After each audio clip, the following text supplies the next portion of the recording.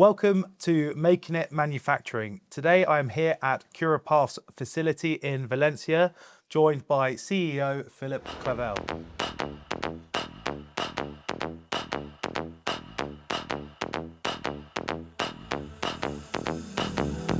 How are you today? I'm very well, thank you. Good to hear. So Philippe, for our listeners today, could you give us a snapshot of what Curapath does today and the types of clients or projects you mainly focus on and why? Yeah, sure.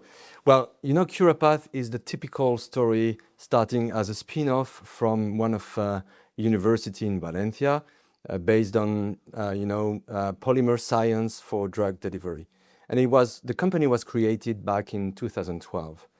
And across the years, and thanks to a certain number of projects coming in, we build on more expertise and more experience. And I must say, during COVID times, we expanded the span of the expertise, going more towards lipids and lipid nanoparticles, which means that today, as it stands, we offer the market with a very broad offer solutions for drug delivery, and we've become one of the leading company as a CDMO for drug delivery services across the industry. Yeah. And I must say, typically the kind of customers we serve and the kind of projects, customers are basically, we have a broad range of customers we work with, from biotech company to big pharma companies, and every time we go for projects which address breakthrough therapies, innovative solutions on medical unmet needs. Okay then. So what would you say makes Curapath stand out compared to other CDMOs in terms of the manufacturing, the technology, the collaboration? Well, thank you for asking that question, because it's key, because in our business we have to differentiate from others, and we have to explain all the time the value we bring to projects. I mean, of course, everything starts with the expertise. So we are very strong in polymer science, as I said before, coming from the history of the company, which means that we can definitely not only a tech transfer a process coming from the customers, but we can improve the process, make proposals for a cost efficiency solution, but also develop all the analytical methods in order to better quantify, qualify the product ultimately. But beyond that, in our DNA, there is a strong collaborative spirit. And that's also what makes us different. We ask the right questions, we make sure to understand the problems that our customers they're facing in order to better address them, make relevant proposals in order ultimately to bring value and sometimes to accelerate market access or the development of a drug. So on that then, how important is it in finding the balance between the cost effectiveness and then being able to deliver on the proposals? Well, today what the pharmaceutical industry is facing is you have multiple challenges you have to address. First, modalities are becoming more and more complex. So if you want to be a relevant CDMO, you have to understand the science, you have to understand the technological issue that you have to solve and bring solutions first. Second, it has to be affordable. Affordable for the customer, so there's no way out. You have to make sure that your proposal makes sense economically for the biotech company or the pharma company developing this new drug. And last, it has to be scalable. What you propose, of course, it's nice to propose a solution for the R&D phases, but you always have to have in mind the fact that at one point in time, the product will have to be industrialized. And you have to come up with a proposal that makes it possible to scale up ultimately. So Curapath has been growing rapidly. Yeah. So can you share some of the most exciting developments or plans for the business over the next few years? Yes, absolutely. I mean, our growth is really a fascinating story. You have to keep in mind that we started the company back in 2012, okay? Until 2020, mainly the company was focusing on discovery projects, very early stage projects, okay? And we started to grow with projects going to preclinical and then to clinical programs only in 2020, 2021. Okay, when I look at where we are today, we have more, let's say, around 25% to 30% of our revenue being made on commercial products. So imagine we moved from 0% of commercial to 30% today after 5 years, and we have another 30% in, let's say, clinical programs, and the rest being still preclinical programs. Okay. So what makes me very proud about the development of the company is this complete turnaround in terms of breakthrough of activity between early stage and late stage and commercial. Yeah. Second point, but which is related, we are a polymer-based company. Okay, so our core expertise is polymer, but during the years we've built the expertise also in lipids, and today we also offer a combination, some products that are combinations between lipids and polymers, and that brings solutions, even a toolbox to our customers. Toolbox because some of the products we offer are proprietary to Curapath, which makes us more than a CDMO. Okay, a CDMO, usually you tech transfer the technology of your customer and you improve it, you manufacture on an exclusive basis for your customer. But what we offer are also proprietary products that are also act as accelerators for development, because our customers, they can start from what we have, and sometimes the products we bring, they are even more effective than what you find on the market. So they are accelerators, but they are also game changers potentially for the patients ultimately. So, when you started, your bread and butter was early stage, and now you've gone to late stage, and you've shared the percentage over commercial as well. How important is that for your customers in order to kind of see Curapath as an end-to-end service? Yes, that's very important what you're saying. Just as a matter of an example, our number one customer, they are developing an innovative drug to treat bladder cancer. Okay, and it's a very complex modality. You have to imagine it's a polymer nanoparticle encapsulating a DNA plasmid. Amazing. And this polymer nanoparticle is made of, you have two excipients that you mix with the DNA plasmid, and we are making one of them, one of the excipients. Okay, they are polymer based. For that excipient, we've started the journey with the customer early on in their development, okay, back in 2018, okay. This year, we've just completed what we call a PPQ campaign, process performance qualification, which is the ultimate phase before commercial production, okay. So which means, as it stands, as we just completed that PPQ campaign, the next stage for us is to prepare inventory batches for our customer, because they will reach the market next year. Why is it so important? First, because obviously, starting next year, Curapath will be part of a journey to save lives on bladder cancer. Amazing. Okay, and for us, of course, in terms of sense of purpose, of course, you can imagine. Yeah. But not only that, it means that it's a gateway for us. It's an open door. Yeah. To demonstrate that we are a commercial player. Yeah. And we will be able now, exactly as you said before, to claim the end-to-end. We can start the journey very early days, preclinical, until the commercial stage for our customers. And how would that make you feel personally, that sense of purpose, with what you just explained for our listeners? Well, it's a mix of feeling. Yeah. First, of course, a lot of pride. Yeah. It's also very transformative. Of course. Because it's a long journey. I mean,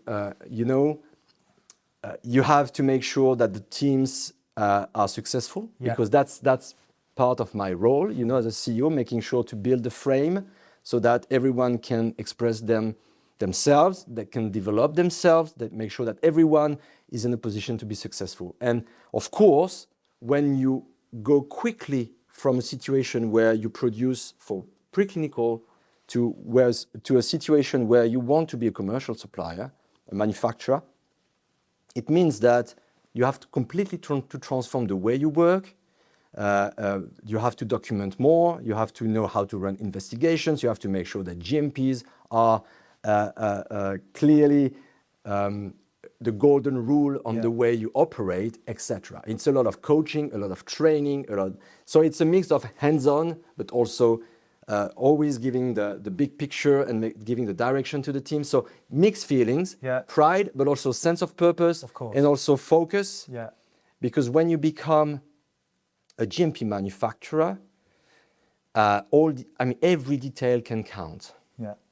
And it can sound a bit counterintuitive, because you say you have to focus, but you have also to pay attention to every details. Mm-hmm. And that's the kind of culture we are spreading as we speak within our company. Amazing. So, across all sectors, we know that with growth, there does come some challenges. It's not always plain sailing, is it? So what operational or strategic pressures do you face as you scale manufacturing and expand your capabilities? Yeah, when you become a commercial manufacturer, your customers, they expect you to be reliable. Mm-hmm. Okay, of course. And it sounds simple, and the journey from the early stage to commercial manufacturing, it's not only scaling up, it's understanding your processes, understanding your analytical methods, developing your people. So it's a collective journey to make it progressively to a very robust pace. You have to be robust, reproducible, reliable, predictable, if I may, boring. Yeah. Okay? Sometimes boring is good. Yes. And so that's the main focus. Okay? But of course, development is not a straight line. It's not, development comes with difficulties, challenges.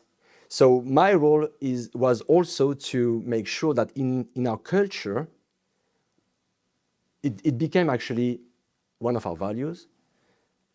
We welcome problems. Yes. It's not we welcome challenges. That would have been softer. We welcome problems. Because when you manufacture, of course, probably 90% of your batches will go as expected, but you will still have 10% of your batches with deviations, with issues to solve. And you have to have the mindset not to be stressed, not to be panicking, but understanding that having challenges, having problems is part of the journey, and to have the right mindset to address the situation, to be prepared for that, to have the processes, the systems in place to address the problems, and to continue, of course, to document, to investigate, to solve live in a timely manner in order to continue producing and deliver what's expected. Because ultimately, when you're a CDMO, there are customers and there are patients waiting for your drugs.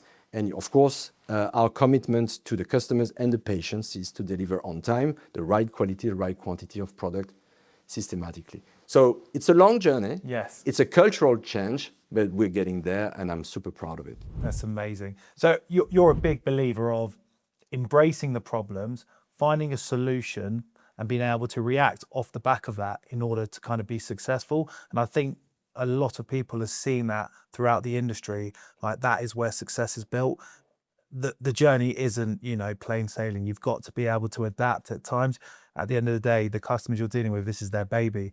So you've got to make sure you're delivering it exactly what you said, and you'll be able to deliver it on time. Yes, exactly.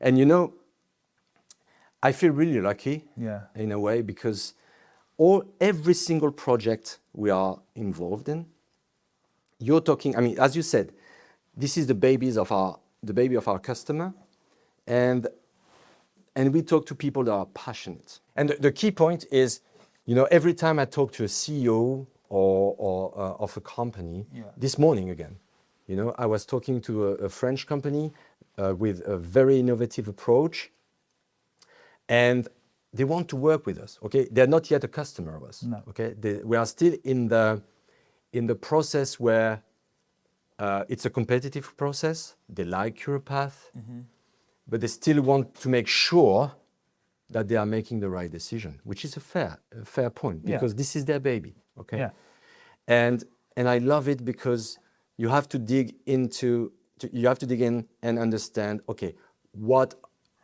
are beyond the criteria on how you make selections is what are your drivers? What's the raison d'être, as we say in French? Why is your company, what is moving your company ahead? What's your ambition as a company? What would you like to achieve? What is your drug made for? Exactly. What are the problems you're facing today and you want to address for the patients? And once you've understood that, you can start bringing solutions. You can start building trust. It's all about trust. When you build that business relationship and you don't know each other yet. Yeah. Okay, you come with your track record. You can say, yeah, I'm the best, I'm blah, blah, blah. But, when it's the first time you collaborate, how do you convince someone to jump in and work with you? Okay, they know you, they know Curapath, a good name in industry, leaders in drug delivery, yes, but not as known as some of the other names. Yeah. So why would I pick Curapath? Okay, that's the usual question. Yeah. Okay, and understanding exactly what they want to achieve, making sure that you have a customized answer, not a generic answer that you provide to anyone. Yeah. No, you really start asking questions, understanding why, what, how much, etc. You ask all the questions and you build that trust relationship. Ultimately, you give people the sense that you could be the right support for their project because that's their baby. Yeah. And they don't want to make the mistake at the time of choosing the right CDMO. That's the art of being a CDMO. I mean, I think you've nailed it on the head there, Philippe. And in a nutshell, it sounds like, the way you would differentiate yourselves from your competitors is really having the understanding of your customers, and really digging in deep into what pain they have and where you can facilitate their needs on a manufacturing capability, but also building the trust that you're able to do that. I was during CPHI this year. I was invited to a C-level event. Yeah. Must have missed the invite. Yeah. Yeah, and I was discussing with other C-levels, and by coincidence, and still on my number one customer that I was mentioning before, I was at the same table of the chief operating officer at another CMO used by our number one customer. Okay, so we were sharing the same event, and by coincidence, I was just next to him. So basically, he's the COO of the CMO manufacturing the polymer nanoparticle.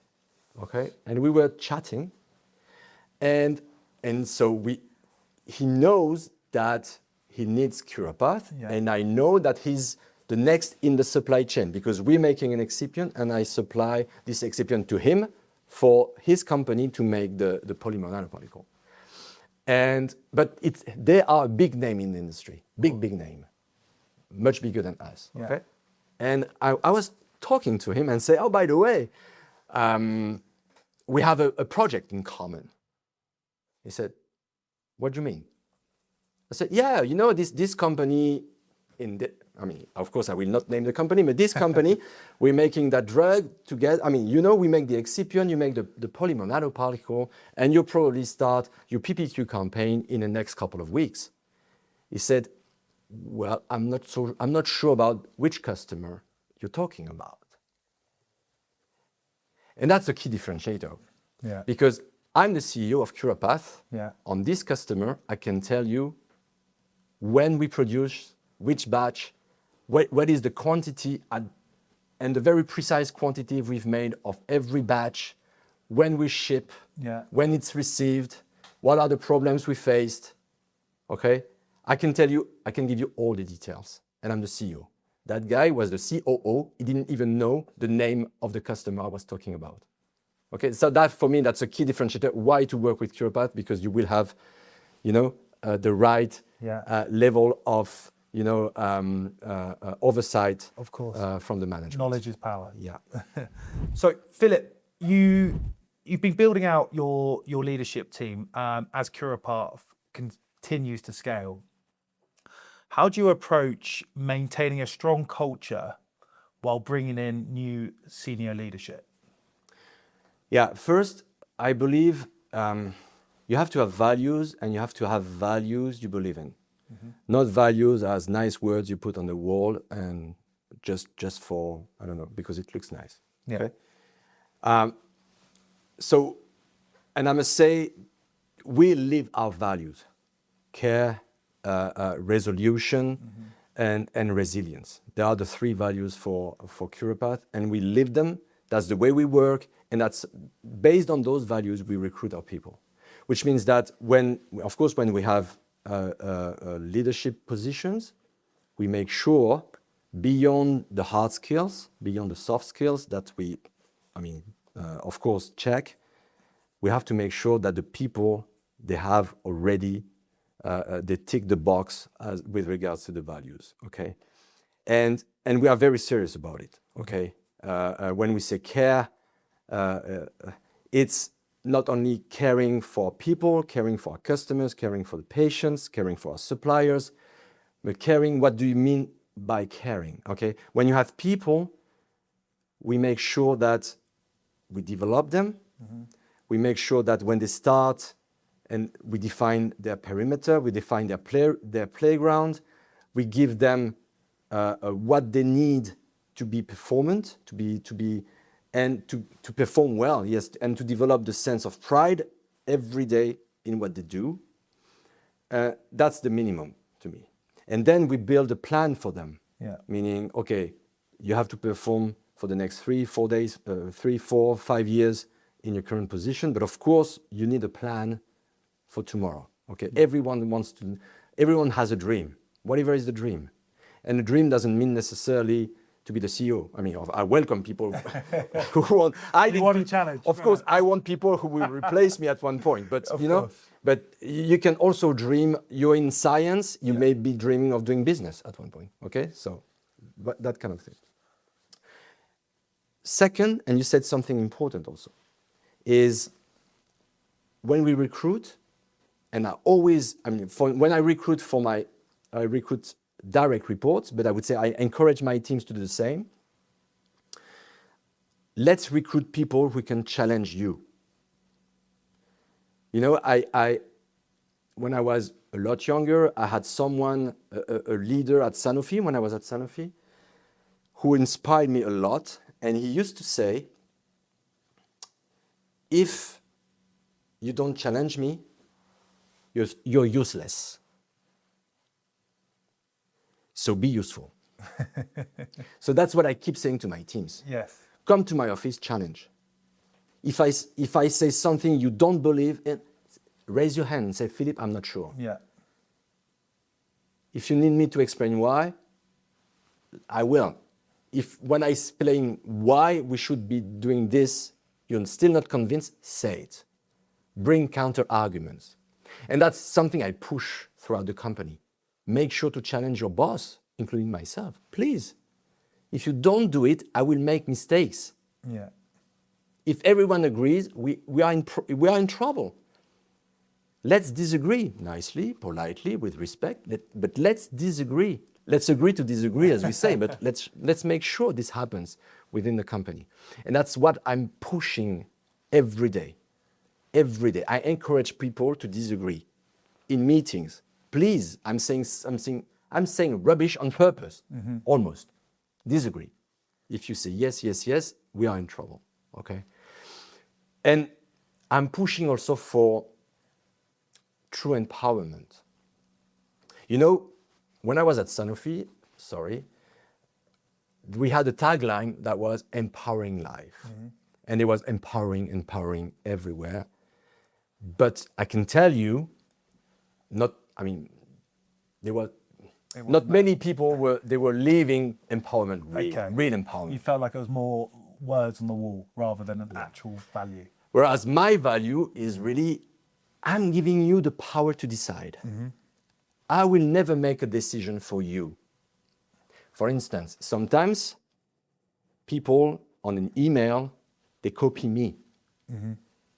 And because I'm in copy, some of the people may expect me to answer.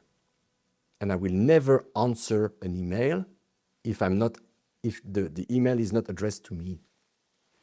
And because we lead by example, I will always pick up my phone and say to the person, by the way, this question is for you. I will not answer. This is your decision. I will not decide for you. You have the knowledge, the experience. Make the decision, please. And it takes a lot of discipline because it's easy, it looks at least easy or easier to make, because you're the CEO, to make all decisions. And then if you do that, you kill the company. You want to sell me something, ask me questions. Make sure you understand what I need. Otherwise you speak, but you know it's very general, very generic, and you don't customize your sales pitch. If you want to customize your sales pitch, you have first to ask questions. But of course, to ask questions, you have to have a general understanding on, of course, the market, the technologies. You cannot be in a CDMO industry, and specifically in our niche markets, the best people doing CDMO and business development, they have a technical background. Without a technical background, it's very difficult. You know, our people, they all have a PhD, organic chemistry, polymer science. They know what they're talking about. So they can dig in every detail and understanding really the technical issue, challenge a customer is trying to solve. But you have to ask questions. You ask questions, you shut your mouth, you take notes, and you ask another question. And you have to make sure that you don't stop at the right answer, okay? You have to go as deep as you can to really understand, okay? It's always why. Why? Do you mind if I ask you why? Okay? And that's the number one. For all the young BD people, make sure to ask questions, qualify the need, and understand. And of course, the rest is building trust. Building trust, and it goes with little details. I mean, we are human beings. Exactly. So, you know it, huh? I mean, look how we first met. Exactly. Yeah, exactly. It's behaving well, being respectful. I mean, it's common sense also doing business development. So being a listener, acting respectfully and with common sense, and of course, bring clarity. Because at one point, the typical question coming from your prospect will be, how do you differentiate from others? If you don't know, you're screwed. Exactly. Okay? Yeah. So you have that question, make sure you're ready to pitch your company in 1 minute. Don't speak more, but in 1 minute, you have to be very impactful and say, I'm good because of this, or we are good, of course. That's it. You have to speak for 1 minute. If it's a 1 hour meeting, you speak for 1 minute, the pitch, and for 59 minutes you ask questions and you shut your mouth. Because if you don't, you'll start to lose the credibility. Exactly. You'll start to lose the trust. Exactly. And specifically in the CDMO business, when you talk to biotech companies or even big pharma companies, the people launching a request for proposal, RFP process, they have a need. They have a need. They need to find the right CDMO for their project. So they're eager to share. They want to share. Yeah. They want to share. I have that problem. I need someone to solve that problem. And if you come and for half an hour you speak, you create frustration. Okay? So that's the opposite. Say, come, hello, round table. What's your problem? Tell me more, and more. That's really the strategy to develop the business. I mean, to do business development as a CDMO. I'd say a lot of BD professionals out there might think it's more complicated when actually it's simpler than they think. Exactly. And the trick is to let them do the speaking Yeah. and find out what their needs are, not giving them the solution before you've heard what they need. Exactly. Philippe, we're coming to the end of the podcast now, and there's just a couple of questions that I think our listeners will want to hear about. What excites you most about the future of Curapath? What I found very exciting is that we are at the beginning of a journey. As I explained, we started back in 2012, and we've just completed the first PPQ campaign for our number one customer. So it's 2026. But beyond that, we have also a pipeline, a portfolio of customers progressing in their R&D development. Yeah. And this is very exciting because first, they address, as we commented earlier on, they address unmet medical need. And Curapath, for some projects we make an excipient, but for some projects we make everything, meaning we make a polymer, we make the polymer drug conjugate, we formulate, we make the vials, we supply the vials. The whole value chain is made here in Valencia. Very exciting because clinical trials are ongoing, clinical results are excellent. So of course, first, it's fantastic news for the patients in oncology, genetic disorders, infectious disease, and multiple therapeutic indications. Fantastic news for patients. We see our customers, of course, a bit still struggling in terms of raising money, and it's due to market conditions. 2023, 24, 25 still difficult. 26 looks a little bit better, but still it's challenging for the biotech industry in general. But all this pipeline of customers, they're progressing, and we are here, we support them, and we see for the future, coming back to your question, I mean, we have our first customer making it to market next year, and we have number 2 starting phase 3 next year, number 3, 4, 5 moving from phase 1 to 2. All of this looks very promising.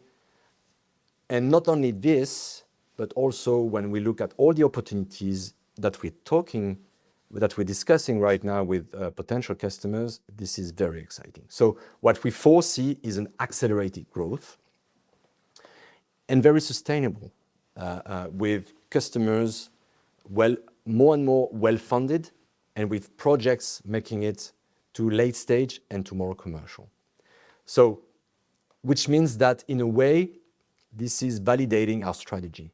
Okay, the strategy back in 2021 that was made to convert the company from a purely R&D player, R&D services player, to convert the company into a GMP manufacturer for commercials. This is happening.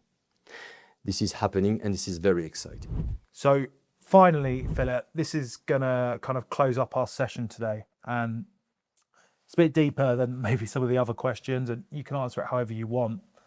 But what is your why? Why do you turn up to this office at Curapath every day? I know it's going to sound a bit cheesy, Cheese is great. but for people. Okay. You know, I've been into sports for quite some time, and collective sports. And when you do sports, you learn that individual performance only matters if in the end there's a collective success. Mm-hmm. And therefore, what I do every day is making sure that our people, they can perform well in an environment that is very positive for the good of the company. And for instance, you know, I've mentioned a few times this PPQ campaign for our number one customer, but lately, 3 weeks ago, we had a mock inspection. A mock inspection is a big rehearsal in preparation for an FDA inspection. And for some of our team members, it was first time for them. There's always a first time, you know, and some of them very young, okay? And we exposed them because that's a way to build experience. Exactly. You have to build experience. For exposure. Okay? And they were amazing. Really? You have no idea. They were amazing. I was so proud. You know, I was in the room as an observer. Yeah. Okay, I was shutting my mouth, letting the team speak. Amazing. Amazing. Young people taking ownership with the courage, the expertise, but also the courage to answer to an inspector. This is very impressive, you know, because everyone knows, that's the future of the company that's at stake. You know, you feel the pressure. I mean, it's not just blah blah. You know, it's you feel the pressure. They were amazing under pressure. Okay, so people, I'm driven by people, all the time. The second point that, of course, motivates me is all the projects we're in. Diversity. I love diversity. You know, I love the unknown in general. You know, I'm not very happy when life becomes more of a routine. So when you do CDMO business, for sure you will never be bored. Every project comes with its complexity, its specificities, and you have to think. And this collective work to address issues and trying to be smart together to bring a solution, that's, for me, on a very complex project, that's a strong driver for me. And last point, obviously, working in this industry, that is, that's, for me, the most beautiful work you can dream of. You save life, or you contribute to save life. As a CDMO, we are definitely doers. Without us, of course, we do not invent new drugs, but we make this happen. We make a dream translate into a reality. And that's for me also a key driver every day when I wake up. That's amazing. And Philip, what I really appreciate about what you've just said in your answer is when you were talking about the people, you've not talked about the top end of the team. You've talked about someone fresh out of university, and that's what's made you proud, because it's the combination and the collective of the whole team. Yes. You know, from whichever level you're at, it's the combination of everyone that's going to contribute to the success. Absolutely. Brilliant. Well, thank you very much to all our listeners for joining us on Making It Manufacturing today. Philip, you've been absolutely brilliant, and I think everyone will appreciate the knowledge and the wisdom and the honesty you've been able to give to our listeners. Thank you, Harry. Thank you very much. Cheers. Cheers.